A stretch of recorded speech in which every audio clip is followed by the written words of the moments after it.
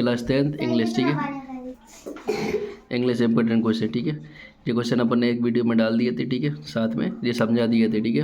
ये very very important question जो आपके त्रैमासिक पेपर में, अर्धवार्षिक में और वार्षिक में देखने को मिलेगा, ठीक है। पहला क्वेश्चन जे, दूसरा जे और तीसरा जे क्वेश्चन, चौथा जे, ठीक है। इसको समझा रहे थे इस वाले क्वेश्चन को, 5वें नंबर वाले को, चौथे, ठीक है। ये इंपॉर्टेंट क्वेश्चन है, इनको देख लेना एक बार, पेपर आपको जे मिलेंगे, ठीक है। क्वेश्चन है आपका,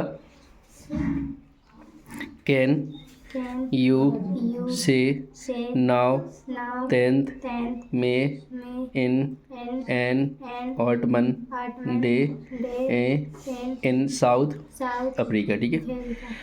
तो इस क्वेश्चन को तो पढ़ लिया था अपन ने, इसका आंसर पढ़ा थे। 10th में is an autumn day in South Africa as it marks the beginning of a new and fresh human regime based on equality, ठीक है।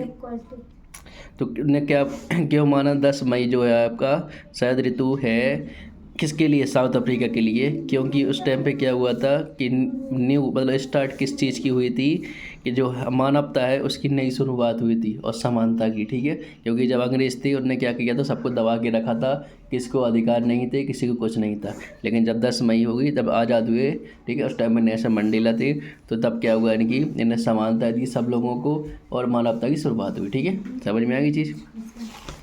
नेक्स्ट क्वेश्चन है आपका बेटा, ठीक है, इंपॉर्टेंट क्वेश्चन है ये आपके त्रैमासिक पेपर में देखने को मिलेंगे जी आपको।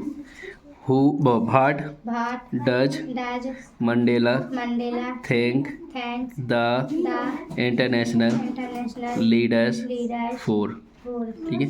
तो जो नेल्सन मंडेला है, उन्हें इंटरनेशनल मतलब देश के जो बड़े बड़े नेता आए थे उनका क्या किया था, धन्यवाद बोला था।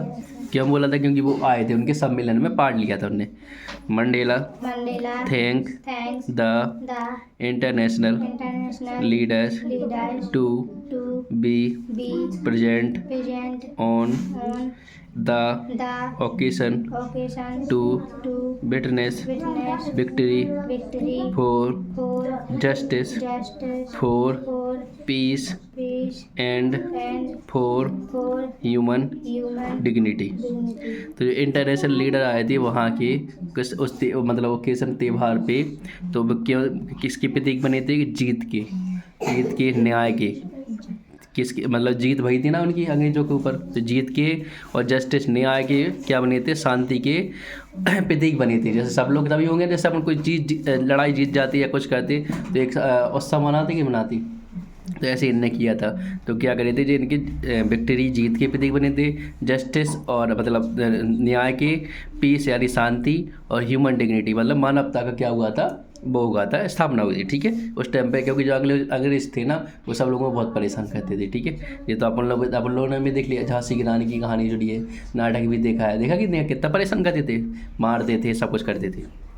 नेक्स्ट इंपॉर्टेंट क्वेश्चन है आपका बेटा, ठीक है। अब जो आपका 3 इसे सीगल वाले पार्ट से आगे है, तो इसमें सारे इंपॉर्टेंट क्वेश्चन देख रहे हैं आप, वो अपने पेपर में देखने को मिलेंगे ही मिलेंगे। जी क्लास जिसने कर ली वो पेपर में आराम से लिख लेंगे, ठीक है। What compelled the young seagull to finally fly? तो आपने देखा था उस पार्ट में क्या हुआ था, आपके जो सीगल था वो आपका बच्चा था, वो उड़ नहीं पा रहा था, उसको दिक्कत थी ना। तो क्या उसने मतलब उसमें क्या हुआ कि वो उसने उड़ने की हिम्मत आ गई। चलो देखते इसका answer. The side of the fish compelled him to make a desperate attempt to fly.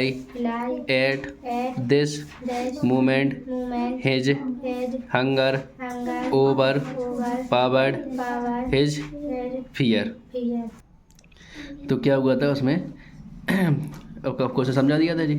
इसमें क्या हुआ था, उसकी जो उसे भूख लगी थी, किसको? सीगल उसके बच्चे को, चील के बच्चे को। तो उसको फिश का टुकड़ा क्या नहीं मिल नहीं रहा था खाने के लिए, तो उसने क्या किया था, उसने भूख के चक्कर में उसने क्या किया था, उड़ान भरी थी कि या तो मरेंगे या तो खाने को मिलेगा, ठीक है। तो क्या होगा, तो इस वजह से वो क्या फाइनली उड़ पाया था, ठीक है। तो ये हो गया आपका आंसर। नेक्स्ट है आपका इंपॉर्टेंट क्वेश्चन, ठीक है, जे भी आपका, अब जे भी very very important. What does courage mean to Mandela. अब जो मंडेला है, नेल्सन मंडेला, उनके अनुसार हिम्मत क्या है, ठीक है। तो आंसर क्या हो जाएगा आपका, for Mandela courage means the victory over fear and a brave man should be able to conquer fear. तो मंडेला जी है, उनके अनुसार क्या है आपकी हिम्मत क्या है कि आप क्या करें, डर के ऊपर विजय प्राप्त करें, ठीक है, और हिम्मत दिखाएं, ठीक है, और आप क्या करें, हमेशा क्या करें, तत्पर रहे किस चीज़ के लिए, अच्छे काम करने के लिए, सीधी बात, ठीक है।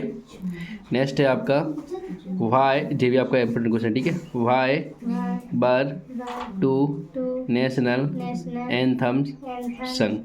तो जो आपके जैसे अपना राष्ट्रीय गान कौन सा है, जनगण मन वाला, ठीक है। तो ऐसे जे उस टाइम पे एक नेशनल एंथम गाया गए थे, दो ठैया, वे क्यों गाए गए थे, उसका क्या मतलब था, तो क्या था, टू नेशनल एंथम्स बर संग टू एंड रेशियल प्रिजुडिस।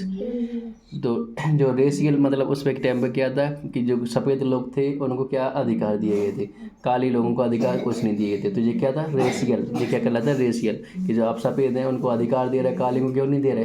तो ये एंथम जो सॉन्ग गाए गए थे, इसी का प्रतीक थे कि अब सबको समानता मिलेगी, ठीक है। तो ये आपके वेरी इंपॉर्टेंट है, ये आपके पेपर में आपको देखने को मिलेगी, ठीक है, इनको अच्छे से कर लेना।